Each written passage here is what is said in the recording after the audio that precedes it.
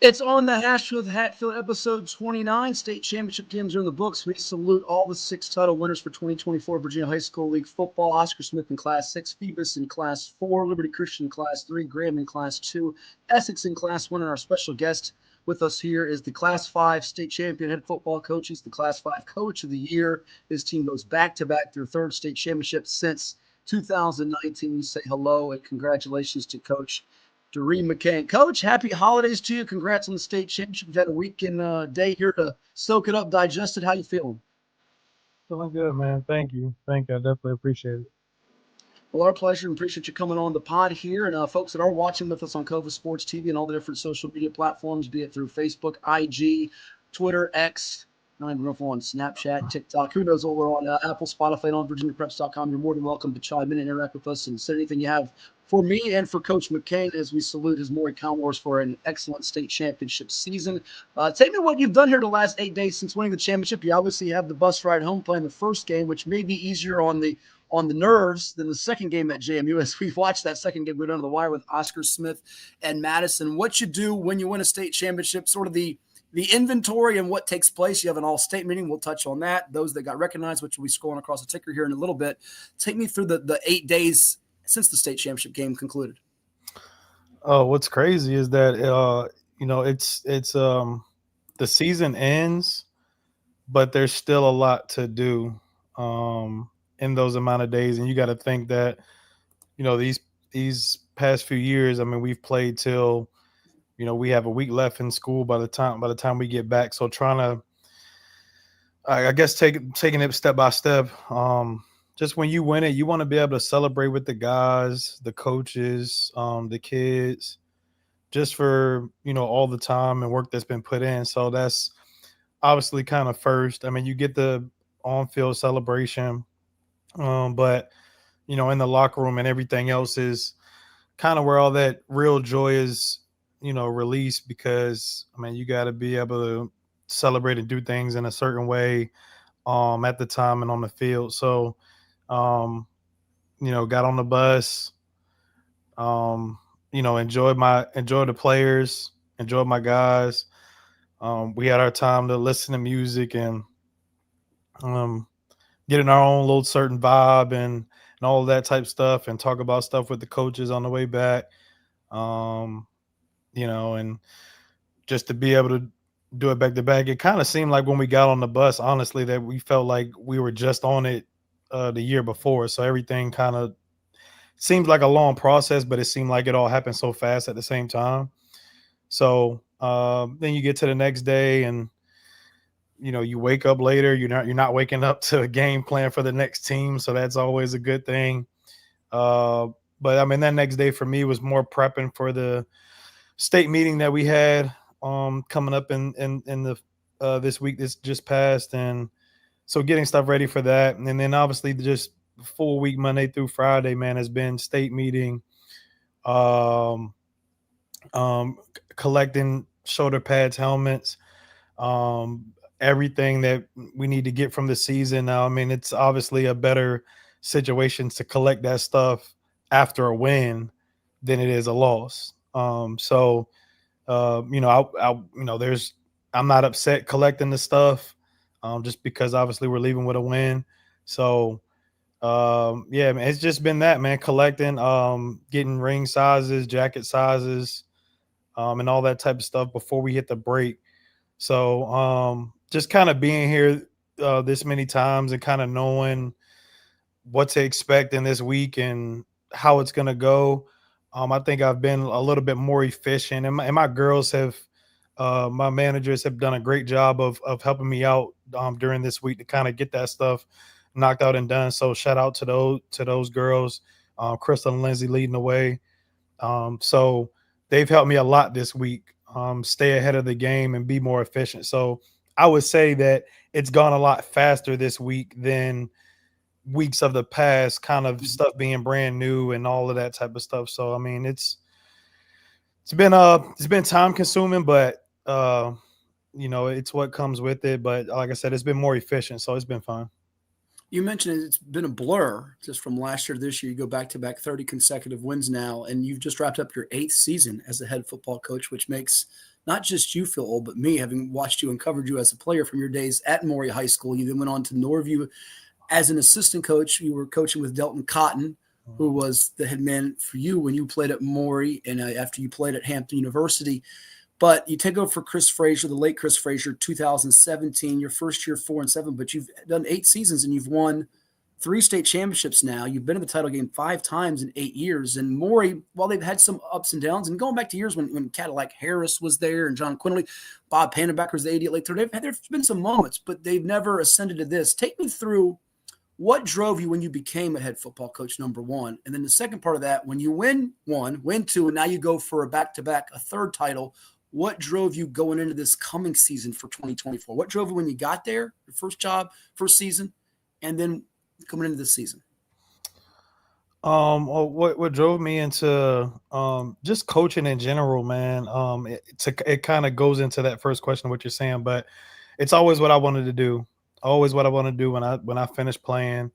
And for me, like I tell my kids all the time, man, I just think that there's this one word in that mix that kind of, that people want to use. So, everybody wants to use this, hey, you need to have a plan because if football doesn't work out and if this doesn't happen, or if it's NBA or whatever it is that somebody's trying to make, they say, well, if it doesn't happen. And for me, that's a negative mindset when we use that and when we want to use that word if and that. So mine is more of when it's done for you, because now you don't put any doubt in the kids' mind or coaches or like even my mind. Like I never wanted to say, oh, if it doesn't work out for me. It was more of, hey man, when playing is over, then I want to do this, and coaching is what I've always wanted to do, man. I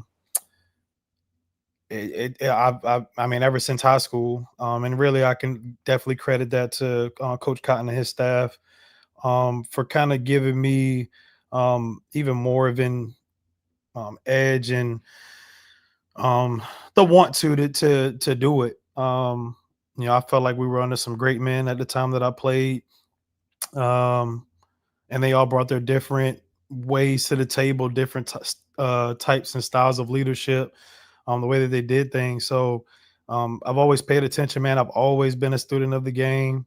Always, not even just the X's and O's part, but paying attention to program running, paying attention to fundraising, paying attention to, why do they handle such certain situations like this and like that. So that's always been me. I went to college, same thing. I just always knew when it was done for me, that I wanted to get into coaching. So I always paid attention, man. And I just believe you can learn from great situations and you can learn from bad situations, good seasons, losing seasons. You see how people handle those things, and it gives you better perspective into how you would handle that if you were in that boat or situation. So, I've been under some good people, and that have just kind of helped me along the way when that opportunity did come. So, when it did first come about, to be able to, there was a bunch of different opportunities, but to be able to go and coach with my coach that coached me and Coach Cotton, man, it was a no-brainer for me to want to do that. Somebody who coached me in high school, somebody that I trusted and still trust. But it just ended up being a no-brainer for me, man. I went there, enjoyed those years there. And obviously being actually in it, it kind of gives you a different perspective on different things. The X's and O's part was kind of like a easy thing, I would say, for me, but actually being in it and having to understand the difference of, I think that one of the major things was the difference of the time and the generation of kids, being able to adapt to that, not treating it as such as how I came up or how my generation came up. I had to see how this generation was, and I had to learn quickly on that. But just be with anything, man, when it comes to being a player and obviously as a coach, it's, how can we continue to grow? How can we continue to grow? So head coaching was always in my sights. It's always, like I said, what I wanted to do. Learning under Coach Cotton was the best thing that I could have ever done. Just somebody who knows how to program run, somebody who knows how to do things the right way, somebody who knows how to fundraise. I learned a lot from that guy, man, and it's still my guy. We talk from time to time, but everything that it takes to run a program, and I just paid attention, man. We've taken road trips together. We've had conversations. I've picked his brain. Sometimes I feel like I was even annoying to him just because I want to know. I want to know what it takes to be great. So he definitely played a big role in part in that. Um, and get here and become a head coach to be here at Maury, man, is like that's something I didn't see coming. Something that was by surprise, and I think the right situation kind of opened and happened at the right time. And it was Coach Cotton and a few other people that was more pushing me out the door at the time than I probably honestly really wanted to be. But they saw something in me. I believed in myself also, but didn't quite know if I was actually ready for the opportunity. But I had support around me, man. You know, my mom was always going to be my biggest believer, especially at the time. Uh, Coach Cotton had belief in me, and I had support, man. A lot of guys that I have on the staff right now, they were ready to back me if I was to take the opportunity. So that felt better, and that part of just head coaching, just to be here and doing that is I don't stuff like that just doesn't happen. And to kind of get into the next question of you asking, um, you know, it should be a goal, and I guess for me for the program it was wanting to establish something like this, and but it took all the right people, all the right pieces, all the right um, everybody who needed to be involved needed to be on the same page. And I think when it even started with, you know, first it was making sure that there was going to be buy-in from the coaches that were going to be selected. I think that was a big major part. It was very strategic how it was put together, and those guys understood the vision. And I think that having conversations before we started this thing, I don't think guys quite understood what I meant by there would be accountability in the program. But we slowly worked through it, and guys understood what it meant by that, because it starts at the top. I got to hold myself accountable to whatever's going on, um, but the coaches really bought into the vision of what we're trying to build here and what we're trying to do. And if I'm honestly speaking, man, I think I did an interview maybe a year ago. I didn't expect it to be this fast. But I'm also not surprised by the work that we've, put in, and really the kids buying in. That was probably the next biggest thing that kind of happened, is the guys buying in with the class that we kind of built this thing with. We have a coach on the staff now.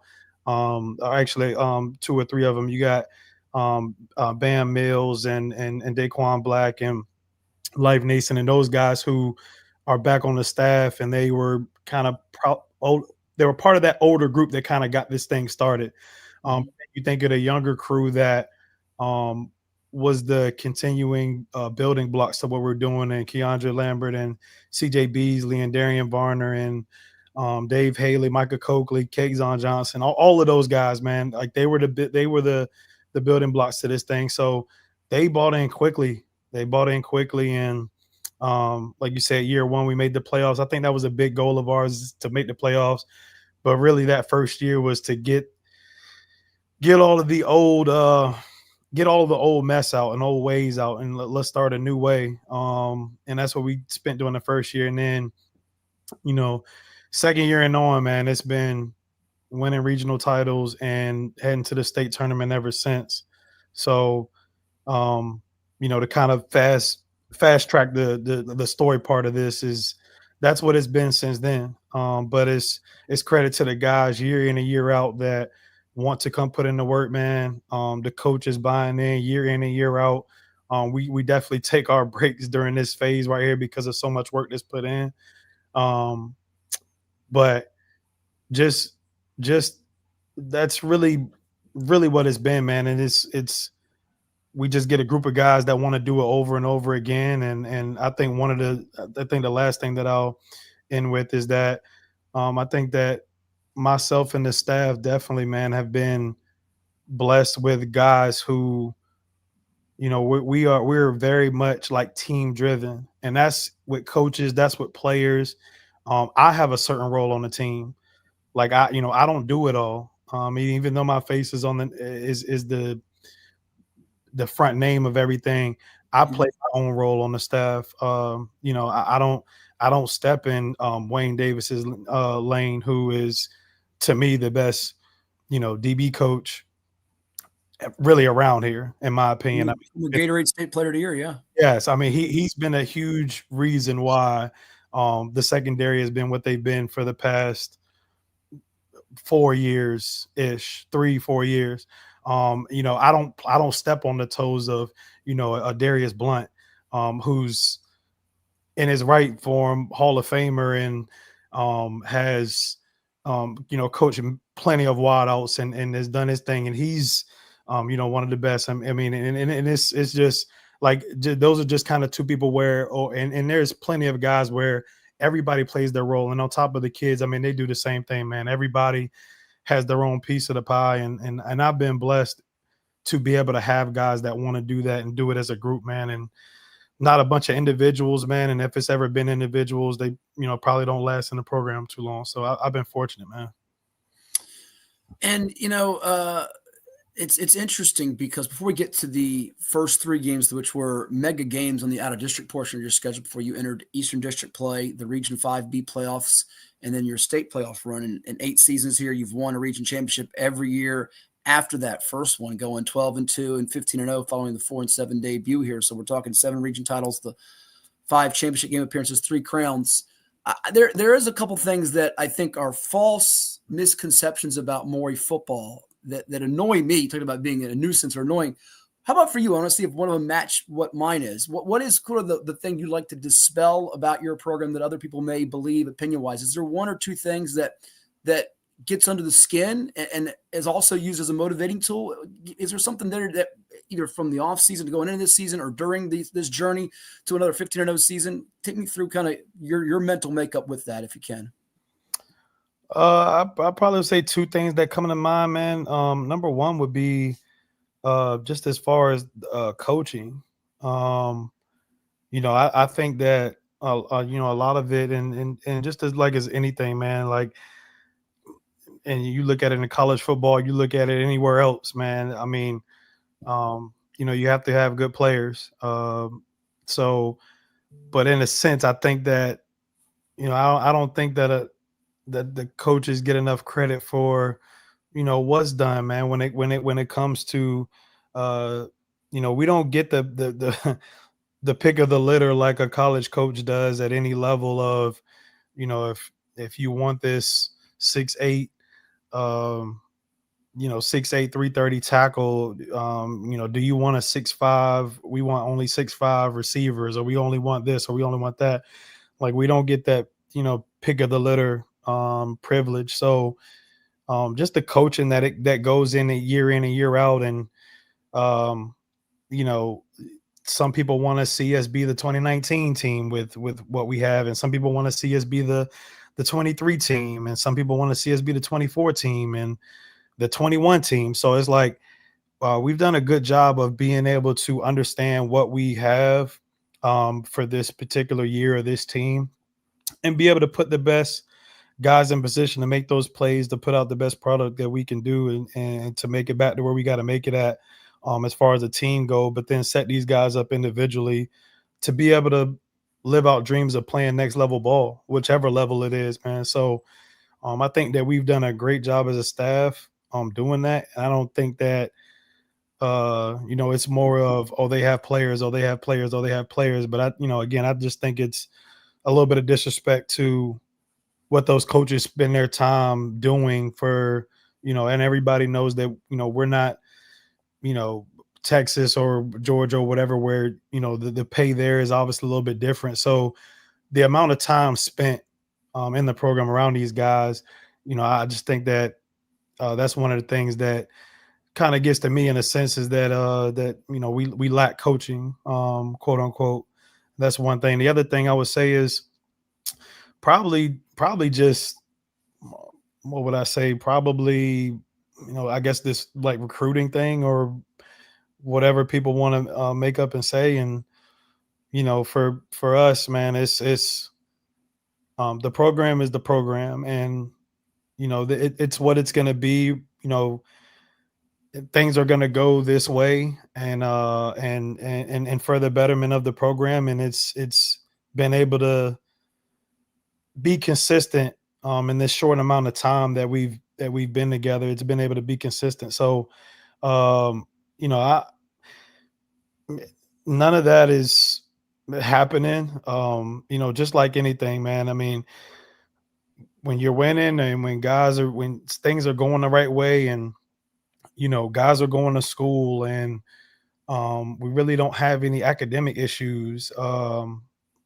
Just when all of those things are aligning and things are going right, man. I mean, it's just like anything. If I have a kid, I'm gonna want him to be a part of the best situation that's gonna have him succeed, and that can be him wanting to do art, or wanting to do wanting to be a barber, or whatever it is. I want to make sure that I put my kid in the best situation to be able to live out his dream, and just like any parent would do. So I don't get into that. It's just kind of one of them things where, like, we've done a great job of developing, and regardless of whoever, Ari or whoever else is coming in, we've done a great job at developing, and Keandre Lambert and CJ Beasley and Deshaun Peel and Kendall Daniels, and just all of those guys, man, that have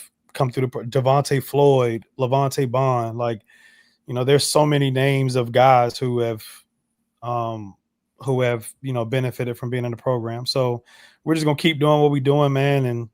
And the guys that want to be here, we're gonna move forward. The guys that don't, we good luck to them too. Well, you just touched on it. And we live in a society now, Coach, where, I mean, I just saw a video this morning about LeBron James, who's arguably one of the greatest NBA players of all time. Whether you have him 1, 2, 3, 4, 5, whatever, he's among the greatest. And everybody picks apart anything LeBron does wrong ever since the decision thing. And this goes into anything in all walks of life, beyond pro, college, high school sports. And it feels like you hit on one of the two. I'll save the other one I have for you later on in this, is that there's this notion, and I think this is widespread with any team that wins in high school sports, that, oh, well, there's something wrong here. They've gotten players. And certainly I think you'd be hard-pressed to find any championship team nowadays where players there isn't at least one or two players somewhere that has come in. But if I'm not mistaken, you correct me if I'm wrong, I believe you lost as many players that left your program that were starters that transferred out as you brought in. The only two transfer starters I think you had, tell me if I'm wrong, were Damon McDaniel Jr. and Carlton C.J. Smith, the defensive player of the year, who originally was a 7.57 kid. Is that correct, by the way? Correct, yes. Okay. You lost a couple of kids to other schools in the area. And I think certainly there was a lot of eyeballs on what happened at Hatfield this year, which withdrew from the postseason. But it feels like that a lot of the naysayers were, well, Maury's gotten a bunch of guys, and it didn't seem like you had as many guys. It's a lot of the development piece, like you said, and there are some homegrown talent, and it is a lot of work by you and your staff and those kids that are homegrown players. And we're so focused on the 4- and 5-star guys that we forget about the Dylan Goads who make plays, the Corey Jacobs who make plays.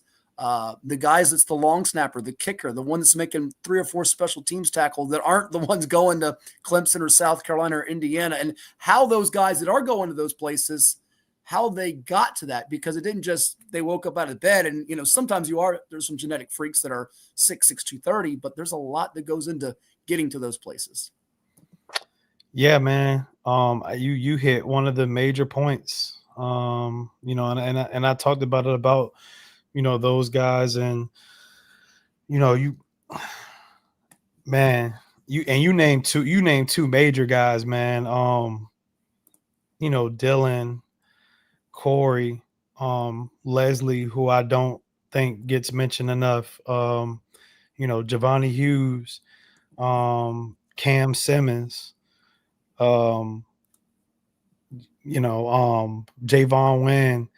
I can go down the list of guys in there, man, and those are guys that really do a lot of work, doing different things. I mean, and I mean, I can name a bunch of different things, man. Leadership, like you said, long snapping, playing this position or doing this because it's gonna help this situation or that situation, or somebody goes down and we need you to step up here and now move here. And those guys are the absolute glue to what's been going on. And if you think about it, man, like a lot of those names that I named, those were guys that have been a part of a bunch of state championships. They've been a part of a state championship every year they've been here. So, their experience alone, and just like I said, just sticking here, staying it out, going through the program. I just like those guys a lot of those guys are going to get opportunities to play next level ball. But even outside of that, man, just the leadership skills, the teamwork skills that those guys learn, man, the hard work, the brotherhood, time management, all of those things that those guys learn to be able to move forward with, whatever it is that those guys do, man, for those guys to be able to stick it out. You just know that those guys are going to be good in the real world. They're going to be good men. They're going to be successful men. Just being able to survive and go through the program and do it the right way. So, those are guys that outside of football that I know that are going to be great young men in life. And I can't wait to see how their life plays out. I don't know what the future holds for them as far as when football is over and not if. When it is, I know that those guys will figure it out, and I just hope that they take things that they learn from the program, man, and apply it in their life as men. We're taking all your questions out there on Cova Sports TV on YouTube, as well as IG, Facebook, Twitter, X. Hit us up, Hatfield Sports for me. If you've got a comment or question for Coach McCain, you can drop it here. From GPaul62 on Instagram, he says, congrats, Coach McCain. Did losing on the final play of the state championship to Stonebridge make you a better coach, cause more focus as a program? Well, I know it certainly was very dejecting, disappointing to have it come down like that when Jacob Thomas found Zeke Wimbush at the end of that 2022 title game at ODU. What did that do for you as a coach? For me personally, man, it was the instant feeling was kind of more the thing that got me, man, and watching them celebrate, and all that. It like that whole, the moment it happened in the celebration, which was probably about, let's say, give or take 20 minutes, 25 minutes. That's all the motivation that was needed in that time, man, was how it played out, how it happened, watching them celebrate. And I'll just say this as a side note, them celebrating after winning that game is everything that they were supposed to do. There's no issue from my or the program's end of them doing that. The way they won and how they won, they should be out there celebrating, man. So, that whole 20-25 minute situation was motivation to, never really want to feel that feeling again. And I think that, and that's just my own feelings that I'm going to speak on me, but more of the program and the team. I think that all of us as a whole, I think we all learn from any games that we have lost in these past few years.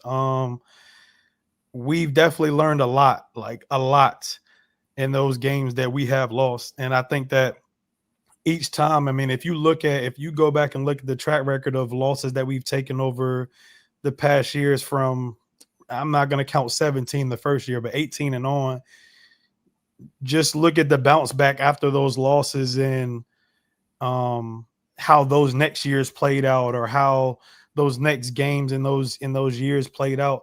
every loss that we've taken, man, we've learned so much from. And it's made us, I don't want to say lock in more as a staff, because I don't ever think that we were ever comfortable. It just made us better. There's never been an excuse from anybody, myself starting with me, and then going through the staff and the players. There's never been an excuse for any loss. So we're not going to make an excuse for the Stonebridge loss. We're not going to make an excuse for the Highland Springs loss the year after, or any other loss that we've taken. Man, there's never been an excuse.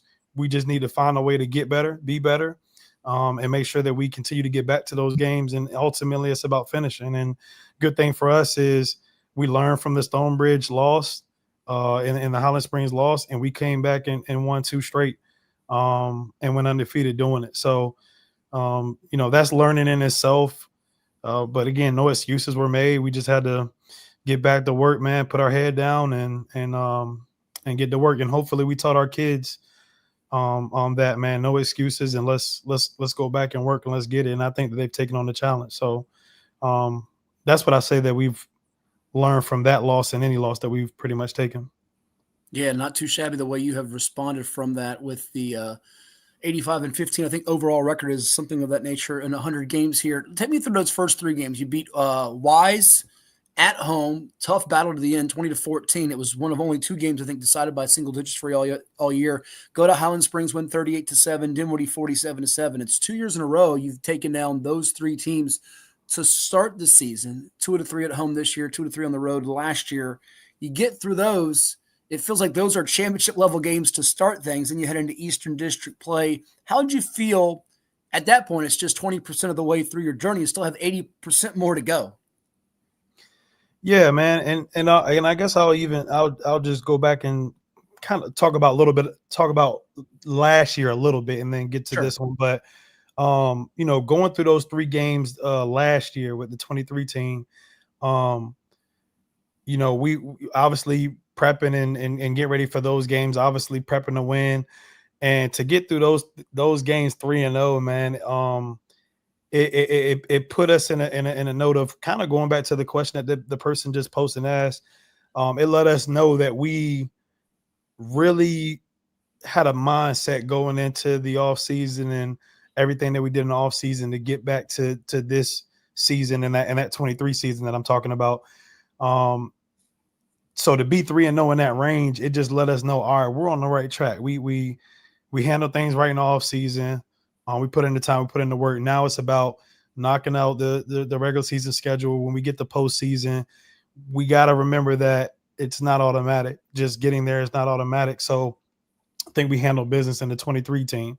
Now flipping to 24 and get to that schedule. Well, actually, let me go back to that 23, man. Going to Wise, man, somewhere we have never been.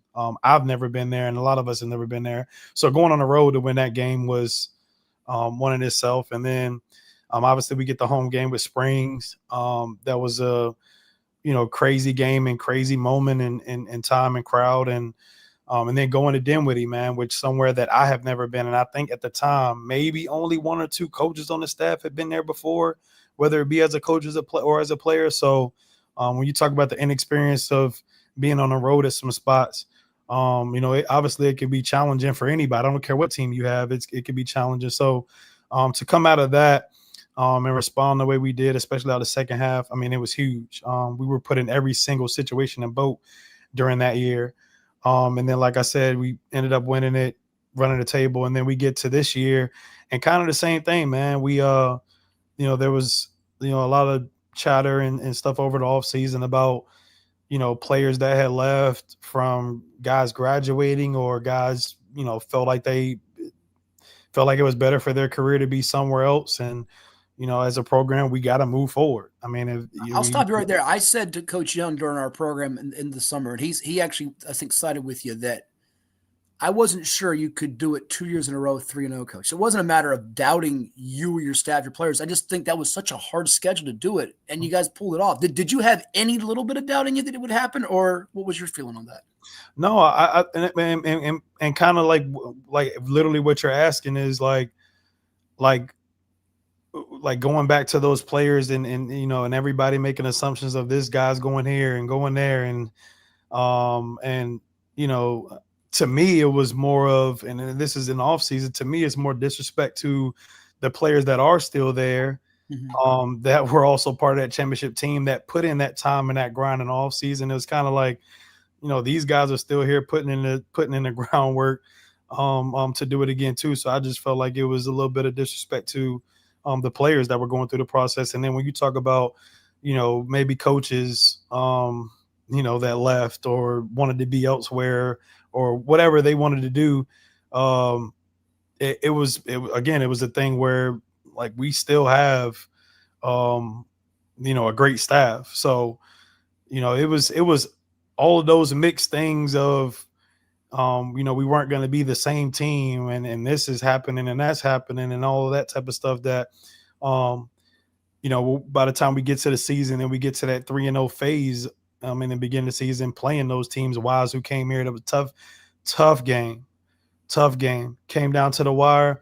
And again, if you look at, how the Stonebridge one played out, in the state championship game, it didn't go our way. And then we get this one this year that kind of gave us that, eye-opening situation of, it being the same kind of way, but it did go our way. So we won that, and then we went on the road to play Springs, who's always been a well-coached team, always been, mentioned in the playoffs and state contender team. So to go on the road and do that, and I had been to Highland Springs before. Well, actually, the old Highland Springs, when I was at Norview, but this was my first time at the new one. So it felt great getting that type of road win, and then Dinwiddie coming down to us, man, and Harry Dalton is, as a side note, man, he's one of the best kids that I would say that I've ever coached against. And there's definitely a slim list of that, but he's definitely on that, man. He's a phenomenal kid, and phenomenal talent. So to get through that, man, and then, you know, to get to the playoffs in that 3-game stretch that we had before the state championship, man, was one within itself too, because we had a regular season 3-game stretch that was pretty tough, and then we got into district play, and then to go through that 3-game stretch, man, of Warwick, who, and kind of before I even get to that, man, just all the teams that we had to play, man, were all contenders who could have won 5. All who could have won 5. You can make an argument that Warwick could have won Class 5. You can make an argument that Kingsport could have won Class 5, and you can definitely make an argument that Green Run could have won Class 5, and obviously Briar Woods, who we played in state championship. So everybody who was a legit contender in 5, I mean, we had to play and go through. So the way that these guys had to go into this schedule and what was said and all this other type of stuff and beat the teams that they had to beat, to get the state championship, it just meant so much more, man. And hopefully that answers your question of what you were asking. No, it does. So let me ask it to you this way now. And another question that follows up with that region that you went through, which was a gauntlet in Class 5 and a lot of really good teams. You guys have been the king of that now, winning back-to-back. But I don't think maybe the common person outside, even the 757, or they've followed the Warwicks, the Kings Forks, the Green Runs, know how good those teams are. What was your biggest concern when you end the regular season and you start the postseason? You take down Woodside 57-0 after beating a rival, by the way, now I guess you could say in Norfolk to some, in Granby, who you beat pretty easily by 55-0 margin, not knocking the comments. They had a really good year, no doubt about it. But there's a lot of buzz for that game. So you had the antenna up because it's city bragging rights, sort of like there was when you guys played Lake Taylor. But you go into the playoffs. What's your biggest concern? You take care of business the way you did against Granby. Did that kind of reassure you in some way going in about your group? I mean, if you had any questions, what was your biggest concern going into the playoffs as you ended the season? Well, yeah, I mean, I think that, if you've been there, a lot of times, that you want to be playing your best football at a certain point of the season. So, any critics or any judgment on the team at a certain point, there's really no care to it, really, because you're trying to work on some things to be able to be playing your best ball at a certain point. So, so getting there, you look at teams that are well equipped. They have talent. Obviously their coaching experience is going to improve in those stretch of games. So that becomes a little bit of a I guess you would say worry in a sense, or you have to respect and take that into account as a coach and as a team, and the players obviously need to take into account is, you talk about, facing a Warwick team. I can just start with them facing a Warwick team um, that we played the previous year, and at the time I think they'd only given up like, I want to say like 3 points a game or something like that. Their defense was insane, and the people that they had, and still had into this year, like all of those guys remembered that loss as like we were once in that position before of wanting to get that revenge at a certain point. So just starting with them alone, man, they had played us last year, or the previous year, and we had put up the most points on those guys, and people thought the game was going to be a certain way. So they had they wanted that game. They wanted that game. So you got to take that into account. And if I'm not mistaken, and I know you're the expert more than me, Matt, but I think the last 5 losses that Warwick has taken have been state champions. The last 5 that they've taken. Could be right. Don't quote me, but that's stuff that I pay attention to say, look, man, these guys aren't losing to sure. Just anybody's, man. I think the last 5 losses that they had were state champions. Well, 2 to you guys and 2 to Phoebus. So I know off the bat, at least 4 to 5. That's for sure. And I think the last one before that was Dinwiddie. I think which that year they had won. You're right. Yeah, you're right. So, and I know you're the expert, Matt. So I don't. You scooped me on that one because I hadn't realized it was 5 to state champions. And their defensive front, we've talked about it on and off air. It was incredible the way they stopped the run. And we'll talk about your running game in a second because you were effective at times running the ball, but it's hard to go in and say we're going to run the ball on this defense. Mm-hmm. I just think anything on them was going to be tough, man. I mean, they're a bunch that they had a bunch of guys coming back. It wasn't a bunch of new guys. Their coaches had been in that moment before. They obviously knew much more of what to expect. So, you had to take that into account. And then moving forward to Kingsport, somebody who, a team that people have been talking about for the past few years now. And they made some coaches changes, and a couple players came in. So, again, you want to be able to put enough respect to that to say that these guys are trying to take every step to, knock us off. And we always have to take that into account in every game that we're going in, is that, everybody wants to knock us off, and we have to understand that. And we have to take that approach. There can be no comfortability. But that starts with me. Like, they can't see comfortability from me. And I don't think that I ever give that vibe or that take. And obviously the coaches follow that suit. So as long as that's happening, we were fine in that game versus Kingsport, and they were well coached. They had a bunch of players, a bunch of talent. We found a way to just definitely come out of that game. And then you talk about Green Run, who they've been knocking on that door for a while now, man, of trying to get over the hump. And we've been a team that stopped them 2 out of the past 3 seasons. So, for them, it's again trying to overcome that hurdle a little bit more than Warwick, because that's, that was only 1 time, and now this is twice. But then, they didn't want to end up in a 3-time situation at that. And you could tell by the way that they played, in the state semi this year. They're trying to get through that door. And we had to understand that was going to be the case in this situation. And shout out to those guys. They came to play, and we had to be the best team on that Saturday that we played those guys. So, just taking all of that into account, man, it's like the teams that we were playing, we knew not only were we going to get their best shot, like you mentioned the Granby game, like we knew that we were going to get their best shot, but they're still trying to build what they're doing over there at Granby. So, it's going to take time. But you look at a Warwick who's kind of already right there in a sense, but trying to get over that hurdle. You look at a Kingsport who already has what they having the pieces and being in those moments a little bit. So they're like right there. And you look at Green Run, who's definitely right there. So being able to take all of that into account, um, helped us out a lot. And the guys staying focused to that and understanding that what we were up against. So we just had to stay focused and play our game, and we were going to be fine, just like we were in this season.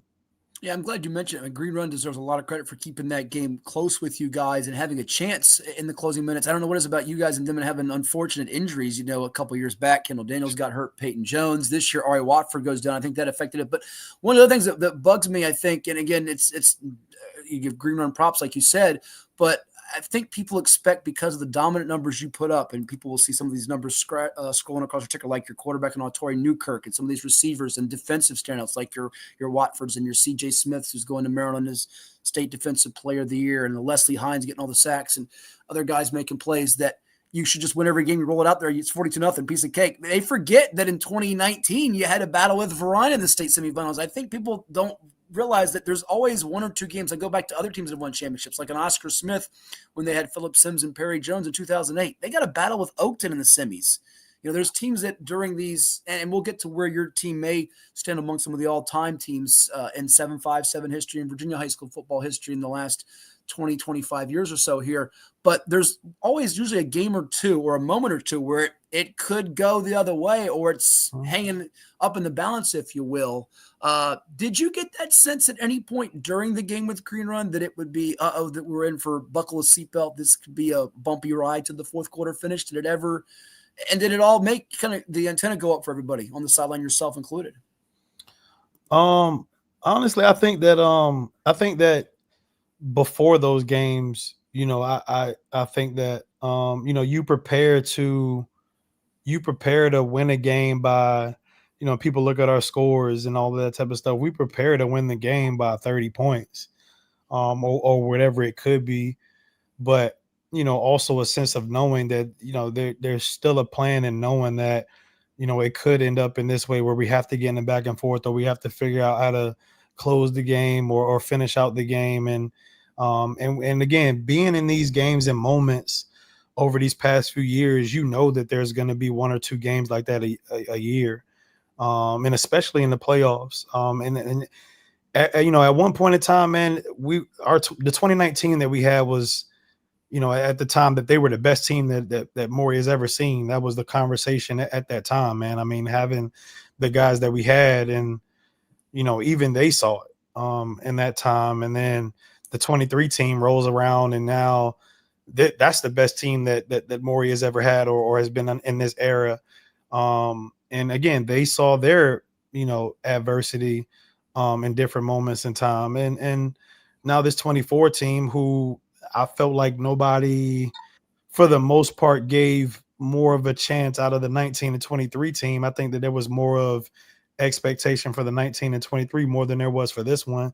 And in the style and fashion that they did it, regardless, they were going to see their bit of adversity also.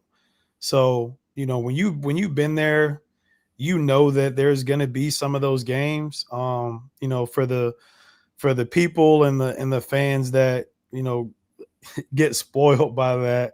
It's kind of one of those things where you get it, you like, they're expected to see this, and they want to see this and that. And if it's not that, then what's going on? And it's just kind of an understanding of being there. Like I said, man, we're gonna get two of those games in the year, and we happen to face the adversity in the state semi game. And last year was the state game, that we faced some, and in this game this year it wasn't in the state game. So in those times and frames of that part of the season, you're going to see, regardless of how talented you are, you're going to see a game or two of that.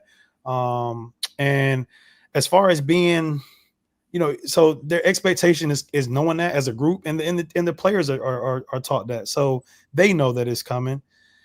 As far as being, for me, all of those situations are fun. Like, as a coach, I think if you prepare, for all scenarios and situations, if you know that you have the plan for those situations, then it shouldn't put you in a panic.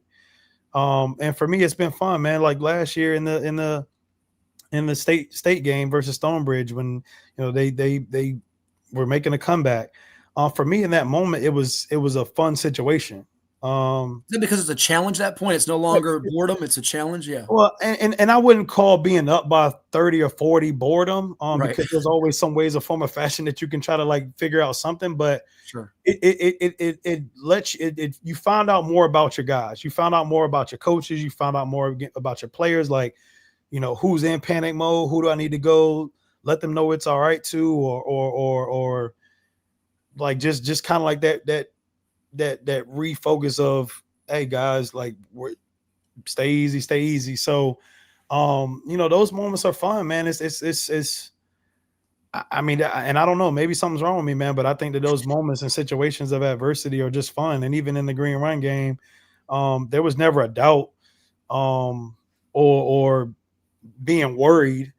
That situation was all fun. I mean, we got to get a stop, and hey, if they do score, then hey, like I've been in those situations of having to come up with the last minute touchdown, whether it been as a player in my time, or whether it been as a coach when I was coaching at Norview, and DJ Mack led us down to a game winning drive versus actually the same team, Hampton. So, by the way, DJ's watching right now. If he's got a question for his old coach, you can chime in. I know he just liked one of the tweets out there. I know he's tuning in. But there is something wrong with all you coaches. It's not a you thing, coach. I think all you football coaches are maniacal at times and have different minds that make you do what you do. And it's now 24/7, 365. There really isn't an off season anymore. Not at all, man. And you're always trying to figure out how how you're gonna do this or and that next, and that how you're gonna do this and that. That can be 25 different things, man. From getting this kid connected with the school, or what color of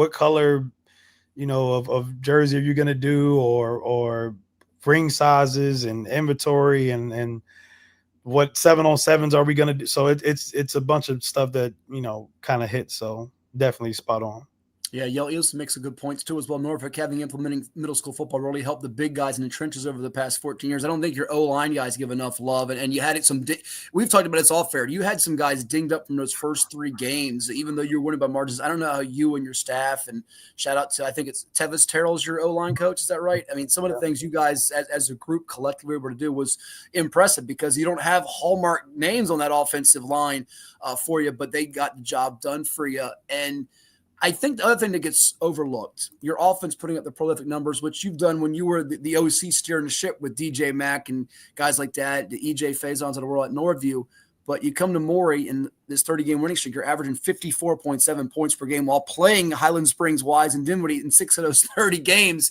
But your defense pitches the first shutout in a state championship game in the D5 Class 5 level. I told us to Coach Privet, your D coordinator. I know he was giddy when I told him. It's the first time we said it on the air during the NFHS network since Stonebridge back in 2007 against Potomac 17 years ago. To pitch a shutout in a state championship game against a team whose quarterback's going to Navy to play linebacker, but a running back who's going to Syracuse. And you're missing, by the way, arguably, we'll talk about that in a second here. Ari Watford didn't play in the game. You decided to hold him out with the injury for precautionary reasons, who's going to Clemson. He may be as good a defensive prospect and player as there is in the state after you graduated a guy who's in the SEC and Fred J.R. Johnson, who, if I'm not mistaken, was the state defensive player of the year. Is it a part of this defense is really darn good, Matt, and they go up against this offense every day in practice? Or, I mean, did they have a giant chip on their shoulders saying, all right, we play some football. We want to have a legacy moment and just shut down? Because it is, I know Briar Woods is not viewed to some at that same level of the Green Run, Kings Forks, Warwick, and they got through that region, but you still have to respect them, and to do that for 4 quarters, it's darn good and impressive. Yeah, man, I think that a lot more people paid attention or kind of made more of the situation of Ari not playing than actually any of us, honestly, man. I mean, was that an easy decision or hard decision, by the way? It was easy.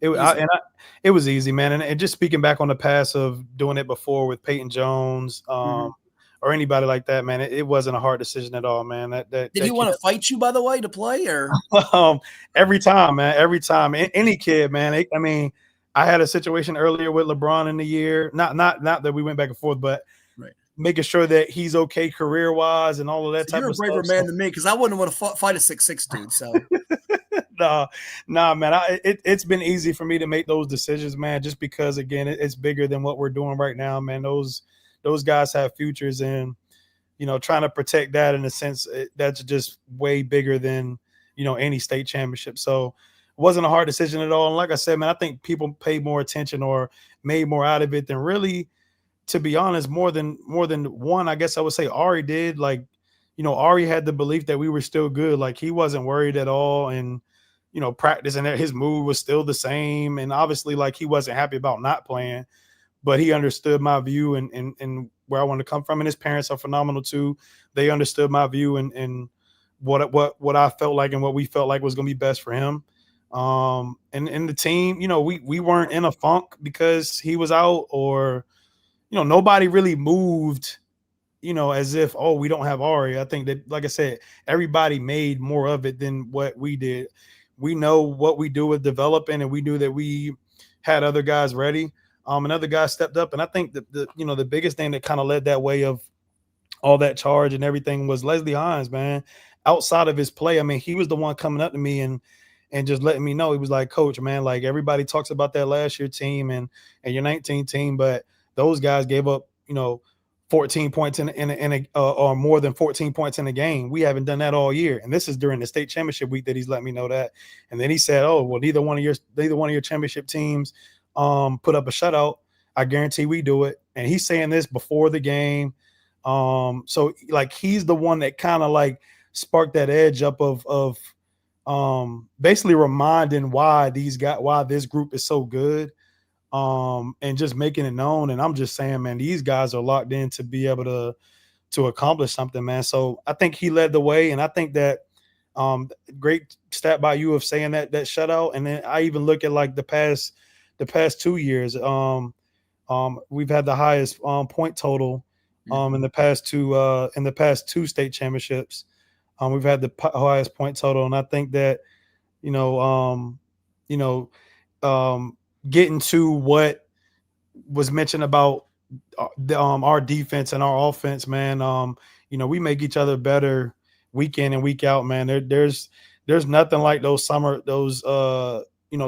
battles and those off-season battles between the two, man. And I mean, if we had cameras out there, man, to just show you how competitive it gets, and at sometimes funny because somebody's leaving in their car upset and doesn't want to answer their phone at night, and all that type of stuff, man. I mean, but it's not your coaches, right? It's the players or the coaches? No, it's the coaches. It's not the players. Okay. The players are going to joke back and forth with each other and all that type of stuff. Nobody's watching. We don't have 560 people watching. You're good. Man, coaches are going to leave practice and pull off, and probably won't even say bye to you, man. Won't high five you, won't dap you up, man. So, but one of the good things, man, with that is, as competitive and as bad as it can be at the end of a practice of a guy pulling off or not answering the phone, man, by the time we get back up in the next morning, man, and get back to practice, it's all good and we're back to normal. Like, there's never any feelings carrying over and all that type of stuff, man. So very healthy competition. The players feed into that, man. They know when it's competition time. But again, it starts with us as coaches being able to set that. And I think we do a good job, man. As we wind it down here, we thank you so much for coming on. We're also going to do at the very end, take your pick. I've got 6 burning questions that you got to take your pick at. I was thinking about this before we signed on here. And again, if you got a question or comment for Coach McCain, you got a few minutes to hop in here with it through our IG, Virginia Preps, Twitter, Facebook, X. You got a chance to hop in here if you want to. Hey, Matt. Yes. But before you get that, I'm sorry, because I want to be able to, because for somebody interacting, I don't want to be the person that's ignoring. Yeah. I know you touched on it, but if you give me about 20 seconds or so. But yep. The guy who chimed in about the middle school football and the bigs, yes, that's huge, man. That's huge. I think that's made a difference in that position group alone, man. Just because, like, with the skills, you got 7-on-7, you have all of these different avenues and stuff for the skill guys. So it's played a major role in the guys up front, man. And I couldn't agree with you more with that comment. I'm not sure who left that comment, but I couldn't agree with you more. Yo, Easton, thank you for chiming in on that. Coach, I want to know, I was trying to figure this out. I think you did the All Eastern District All Region meeting, how Matt Williams for you, who is a junior, correct? Yes. How No, he he's a didn't get sophomore. He's a sophomore. He's a sophomore. Yeah, you're right. He's a sophomore. I'm thinking of Uh-huh. Elijah Moss as a junior. I'm getting all Yep. my guys mixed up. How he didn't make first team and he had 2 pick sixes in the same game. And then how I saw the All State meeting, how Leslie Hines didn't get first team All State and he led you in sacks with 20 plus and was a driving force on that shutout in the state championship game with no Ari Watford. So I don't know how those two things didn't happen, but those were ones that I scratched my head when I saw that. And we'll get to some other guys for you. Were those ones where you walked out of the meetings and you shook your head a little bit too? Yeah, man, there was a couple, man. I like again, just Matt Williams. I don't understand, man. He had three defensive touchdowns on the season, man, He was and second team all district or all region voted. no, he was second team on. I think he might have been second team or honorable mention district, Oh my which goodness. I said the same thing, man. And I can Leslie Hines, same thing, man. I think he had like 11 or 12 more sacks than last year. He was first team All State last year and had 11 or 12 more sacks and TFLs than he had the previous year, That's wild. and then make first team. So those are two, man. I can go to Javante Hughes on the season that he had at linebacker, and what I felt like he should have been more deserving of.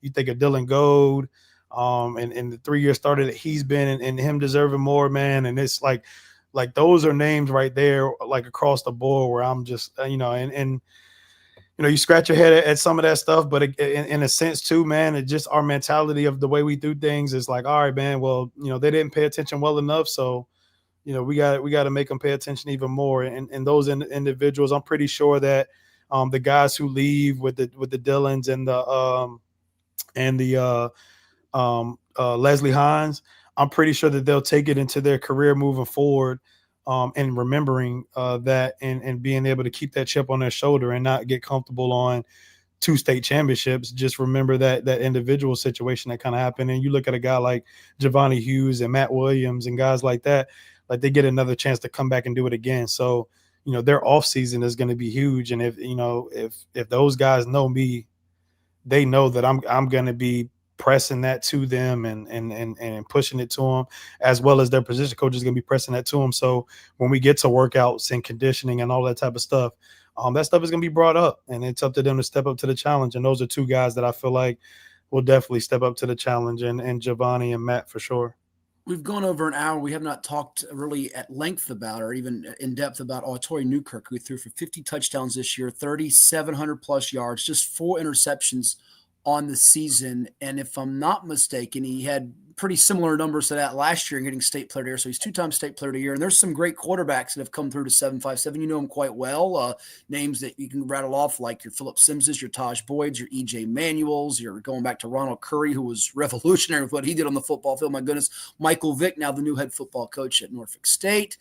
And Tori Newkirk's body of work certainly belongs in that conversation, even if he's not getting the recruiting attention. I get asked frequently, I'm sure you do too. Now we'll throw it to you. Why isn't he recruited more? And what's it looking like? And do you believe he does belong in those conversations with what he's done statistically in just 2 seasons as a starting quarterback and hasn't lost a game, 30-0? Yeah, man. He's special, man. Now at this point, I can definitely say it, and I've never been afraid of saying stuff on record, and I love all of my guys, man. And they know if they're rated at this point or that point, I'm very truthful, man. And that doesn't take away the love from the next guy, but he's for sure been the best quarterback that I've had the pleasure of coaching, man. And in a sense, man, the bigger light that I would definitely say is to have somebody work with him on an everyday basis too, and Kevin Mills, who has been one of the best that I've had in my coaching career. To have that, where it's you know Kevin Mills and myself working with this guy, it's just it's full circle in the situation. So that's another thing that I definitely don't take lightly of Kevin Mills and his work. But Tori Newkirk, man, is his leadership qualities, man, his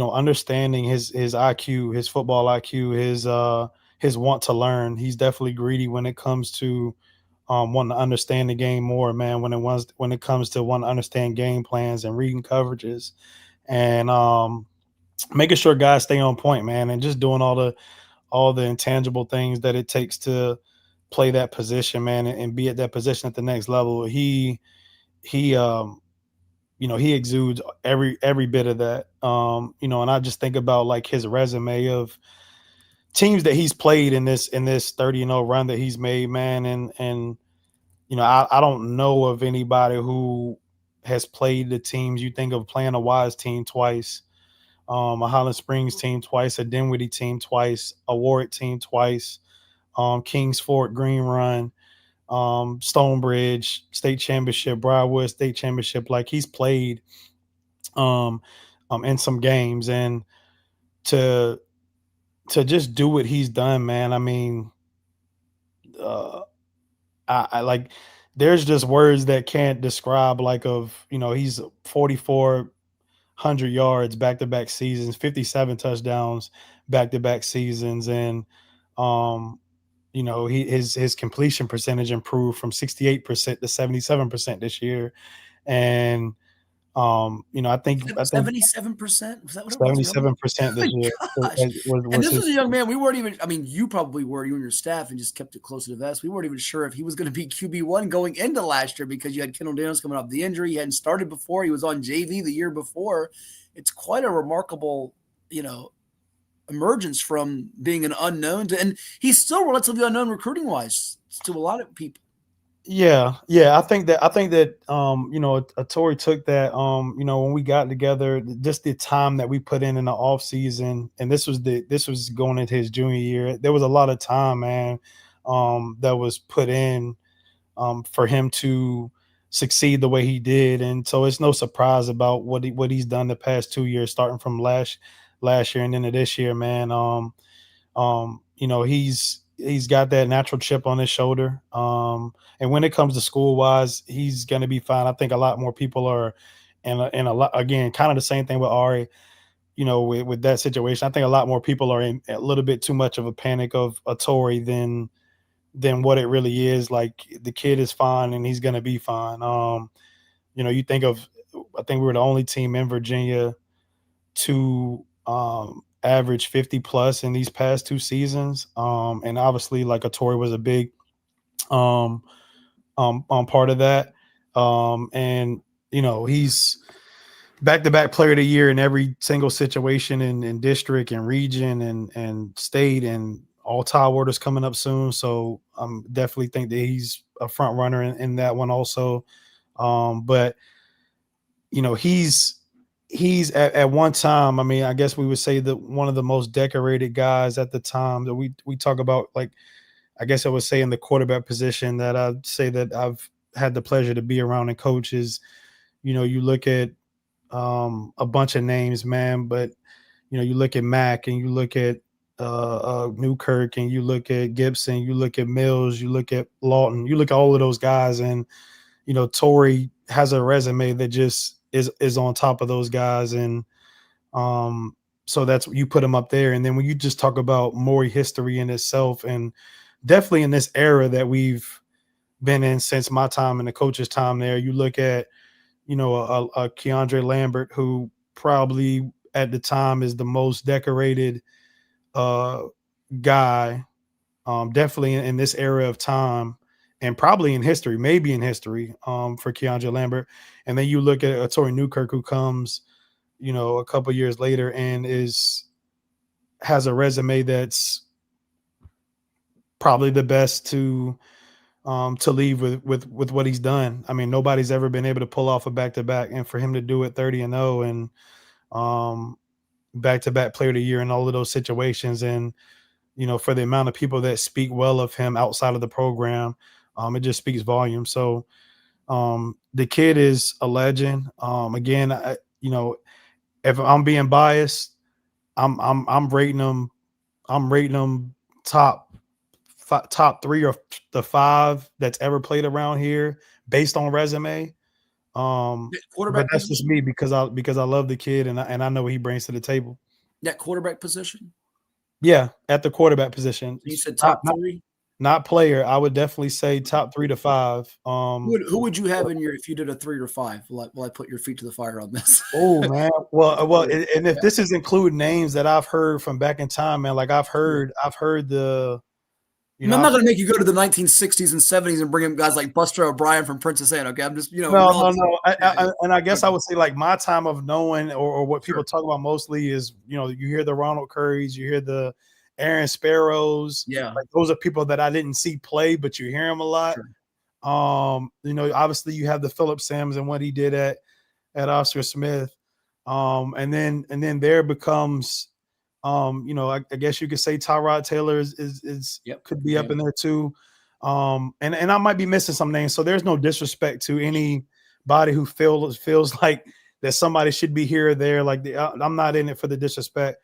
I'm just speaking on the Tory and feel like that he's in that range of guys to be in that 3 to 5 range of some of those names that I mentioned, man. So, and if anybody can show me a better resume of that can match a Tory's, then maybe it's a conversation. But to me, man, I just feel like he's in that conversation.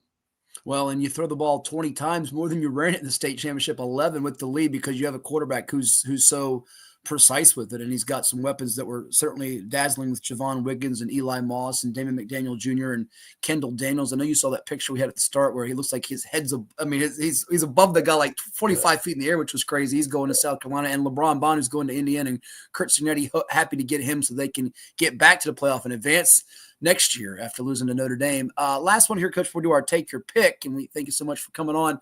What's next for Dyrri McCain? I mean, I'm sure you have to be brutally honest with me here that you have aspirations to one day coach at a higher level. The college game could maybe intrigue you. And let's be perfectly frank here. There have been people from the 757 that have gotten that chance to coach in the National Football League. We watched earlier today, Gerard Mayo's coaching for the Patriots. He's from Kickinton High School. Chris Beatty coached Lansdowne to a state championship. He's coaching in the NFL. He's been in the NFL for a number of years now. I'm sure that's something that down the road could intrigue you if you ever get that opportunity. What's next for you? Is something like the college level or beyond high school something that you've given much thought to? And especially when you win back-to-back championships now, is there more for you to do at Maury? Or have you pretty much done what your mission has been? I think that, I think that when, we won the one last year and that was 2. And most people would say that, that time is what left is there to do. And, chasing the back-to-back was something that we wanted to do. And I know that this next crew is going to want to chase a three-peat. So, that's my focus. I can't put any focus towards, college or whatever. I mean, those guys have to feel like that I'm good enough at what I do, and that's out of my control. And all I can do is try to help these guys here. And and like I said, the three-peat is something that I'm pretty sure that those guys are going to want to get back to once we get back. The college thing. I mean, if it's something that's, if somebody feels like that, myself or the staff or whatever is good enough to do, then who knows, in the future. But, for me right now, it's, chasing the three-peat, and I'm really helping and focusing, getting these guys who are left in our 25 class, into college, some way, form, or fashion. And then obviously start our 26 process with those guys and so on and so on. So, it's kind of one of those things where, and you hear the chatter of people, feeling like this because of winning the championships and back-to-back that, that I'm gone or I'm leaving or anything like that. And to be honest, a lot of times, man, I just, a lot of people know more about my life a lot of times than I do, man, with this stuff. And, if, those guys feel like I'm good enough, cool. But I mean, obviously at this stage in the game, it hasn't been good enough to be there. So, it's just a keep grinding work mentality. And, in the meantime, I'm going to focus on what's here and make sure that these guys get everything they need to have opportunities for them to succeed next level and move forward their careers in life. And in the grand scope token of things, I would say is to, focus on trying to get another one, man. And, whenever that time comes later on, or whenever that time does, I mean, that's, a bridge that we'll cross, and all of that type of stuff. But I mean, right now it's here, and that's really where my focus is, man. And when that time comes, I mean, we'll focus on that when it comes. Well, they've done a heck of a job at Maury to win the 3 titles in the region championships. I think it's 85-15, something of that nature is mighty remarkable. This has been a blast talking with you. Before we let you run here, you ready to play some Take Your Pick with us? Let's do it. Here we go. We've got 6 burning questions for Coach Dyrri McCain here on our podcast. Again, we're on Cova Sports TV. Like, share, and subscribe as we talk with all of you out there. All right, take your pick. We sort of touched on one of these, I think. Best opposing player when you played at Maury, played at Hampton U, when you coached. Best opposing player. When I played at Maury, best opposing player I would say is at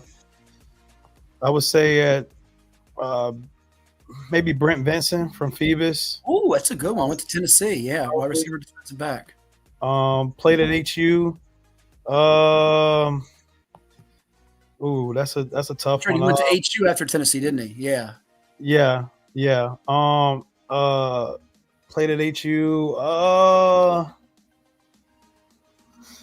That's a tough one. I may say my former teammate, man, D'Angelo Branch, running back. Yeah, probably him. For those that don't know, kin to Tayshawn Branch, running back on your team, right? Yeah, his nephew. And then and while coaching at Maury, oh man, you mentioned Dalton. Is he the first guy that comes to mind? Not the first one, man. I definitely would have to say, and I got to stand on this, man. Then there's been some great ones, man, but probably Greg Dortch from Highland Springs.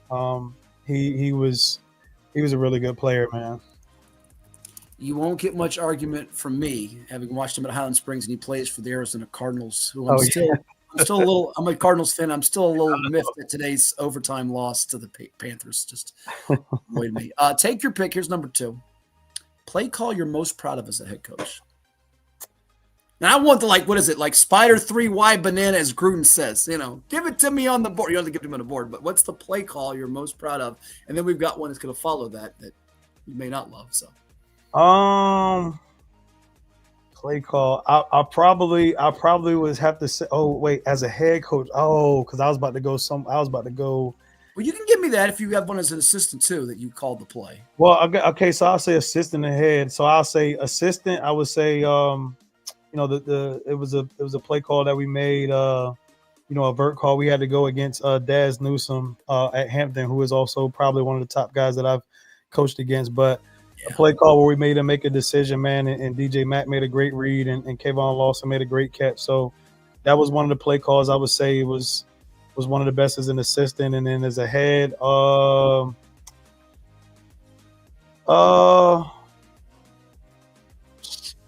probably calling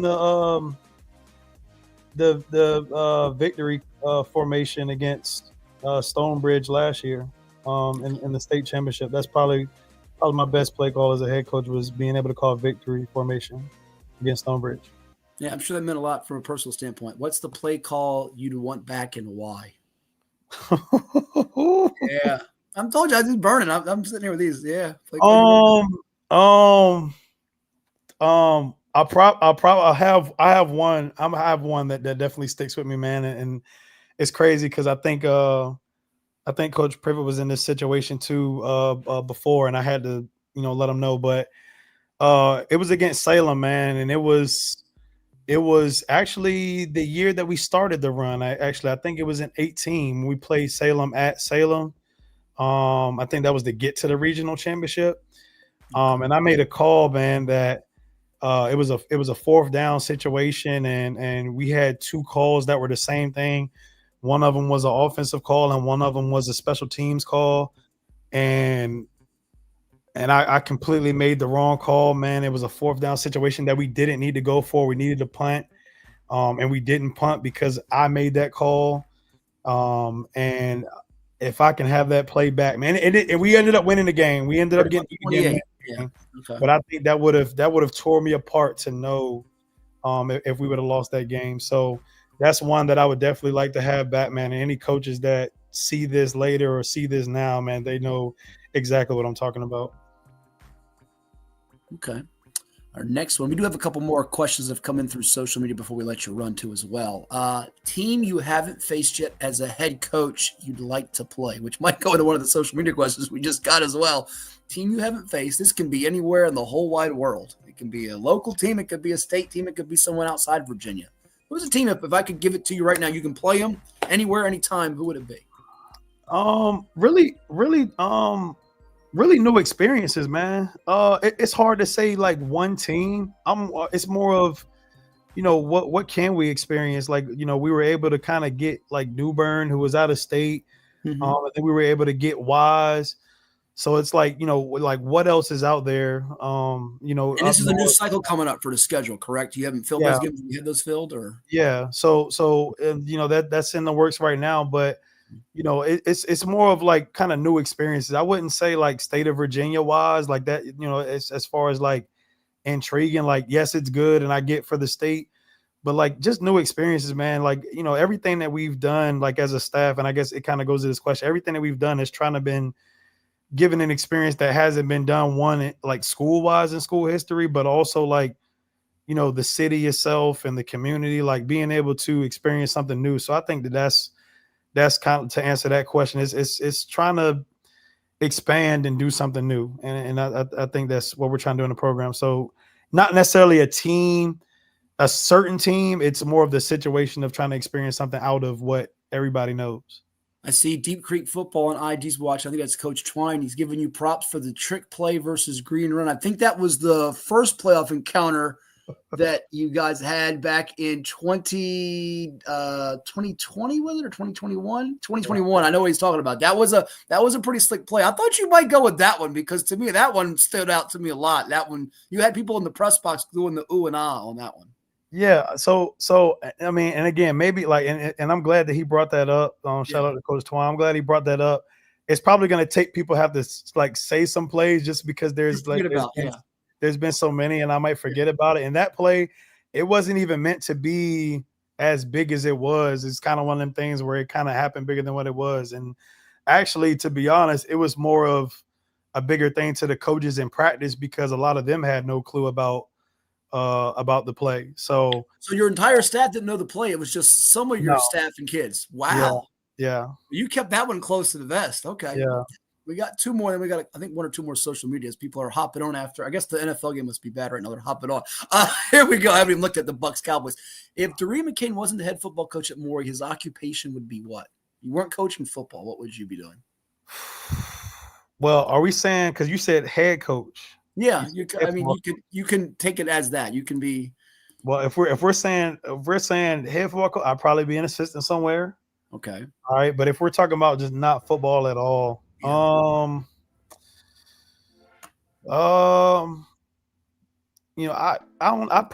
probably want to do something when it comes to like mentoring people, man, and if it's motivational speaking or even if it's just something a little more laid back with like being able to be a mentor. I think that is something that I want to do, and I don't know if it's a thing, but like a sports mentor. Athletes who are involved in sports and being a mentor. That's probably what I would want to do.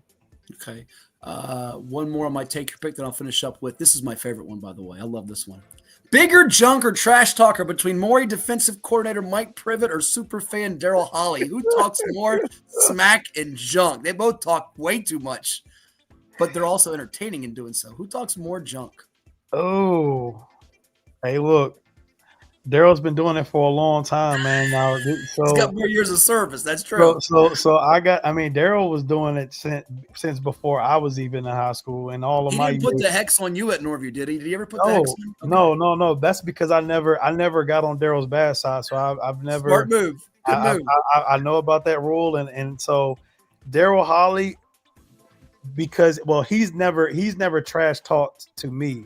I've never experienced it, and even when I was on the other side and not on this sideline, I never got that. So the bigger one to everybody and the bigger crown, I think we go to Daryl Holly. But myself and Priv have had our battles of trash talking. So the biggest trash talker to me, like to actual like coming at me, has been Mike Privet. So to me, Mike Privet, but to the grand scope, Daryl Holly for sure. Daryl, there you go. You went with Daryl. That's a good, wise move. Listen, my cohort on Saturday, Coach Young, who used to coach Northview basketball years ago, he actually at recent summer league a couple of years back actually bribed Daryl with a soda and $5 to root for his team. And I think he came back to him the next game and wanted another $5 and another soda. He's like, no, this is all the time. We're not playing more. And Daryl still wanted the $5 and soda. The two more questions we got for you.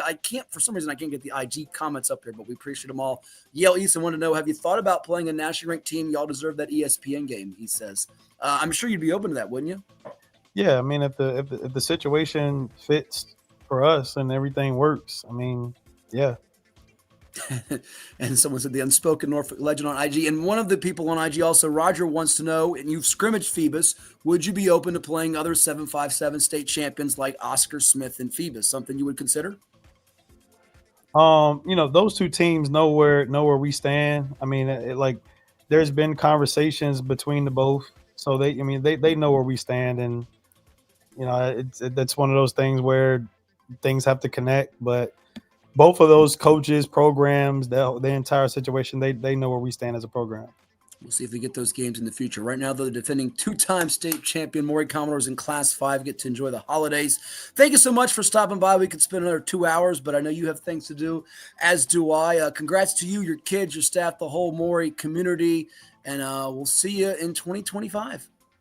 Thank you. It's Coach Dyrri McCain here. We thank you for watching On the Hash with Hatfield. Make sure you hit that subscribe button on Cova Sports TV, and we'll talk to you next time. Take care, everyone.